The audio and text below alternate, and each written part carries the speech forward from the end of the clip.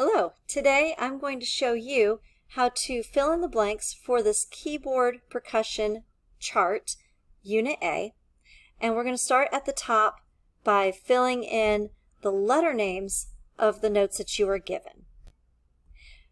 So if you're doing this as a digital assignment, you will simply type in the text boxes that are given. If you're doing this as a paper and pencil assignment, then you will do this just handwritten on the paper, and you will not have text boxes, but you will have lines. So in the first box that we have, our first note is on the third line, and in the treble clef we know that the third line is a B. So I'm going to type a B, and I've got a flat sign here. So if I'm typing this, I would just use a lowercase b, but if I'm drawing the flat sign, you would just draw that in by hand as a stem and then half of a heart. So when we write it in music, the accidental, in this case the flat, comes before the note it affects. But when we are writing the letter name, we write it the way we say it, B flat. So then for number 2, we're going up on the staff. We're not skipping any lines or spaces, and that means we are going in alphabetical order. So after B comes C, and the third space of your treble clef staff is a C. Next, our fourth line is D. For number 4, excuse me, our fourth space is an E, and because there's a flat sign here, I'm going to add a flat sign after my letter name. Finally, for number 5, our fifth line of the treble clef staff is an F, and F does come after E. I'm not going to do 6 through 10 for you because you can use your information up here to work this out. This is just a guide. So now I'm going to scroll down to our 2 keyboards. For the first keyboard, this represents a bell kit. And we have text boxes in here. Of course, on paper you will not have a text box. You'll simply write within the key itself. We have all naturals down on the bottom, and they're all next to each other.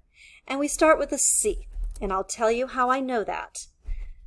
It's because when I have a set of 2 keys up here, I know that the key below, immediately to the left, is a C. And when I have a set of 3 keys, the one immediately below to the left is an F. So here we're going to add in all of the letter names, and since we start on C, it's like a master of the alphabet. You go D, then E, so it does work out. This is indeed an F, then G. When you get to the G, you start over again on A, and then you just continue on. This would be B. Here's my C again, and here's my grouping of 2. All right, and then this will be an F, and even though this is a single one, they alternate between groups of 2 and groups of 3, so this would be the beginning of another set of 3 keys. Now, for this top one, we're using flat names. A flat is going to lower the sound of a note by a half step. So, because this key is below the D, I'm going down a half step. I'm going to put a D followed by a flat. For the next one, because it's a half step down from an E, I'm going to put my E followed by the flat. Also notice it goes alphabetically. D flat, then E flat is a little bit higher. Here, on the next set, I'm coming down a half step from my G, so I'm going to put G and a flat sign. After our G, we always start over on A, just like we do here, and we're down a half step from A, so I'm going to put A flat. After A comes B, and because I know this has to have a flat after it, I'm going to add the flat. So you would, of course, fill in the rest of these, and because there's a set of 2 here, you're going to have the same answer as these 2. This single one is the beginning of the next set of 3, so you would have the same answer as here. Now for the next part, we are going to fill in those naturals again, just like we did before, and of course start on C. but now we're adding sharp names up top.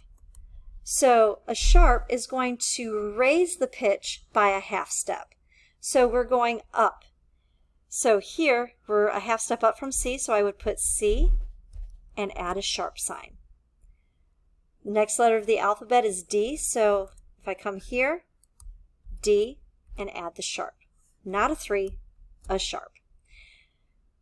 Then of course, there's nothing between E and F, so now I know this is an F. I'm going to come up a half step from F and add my sharp.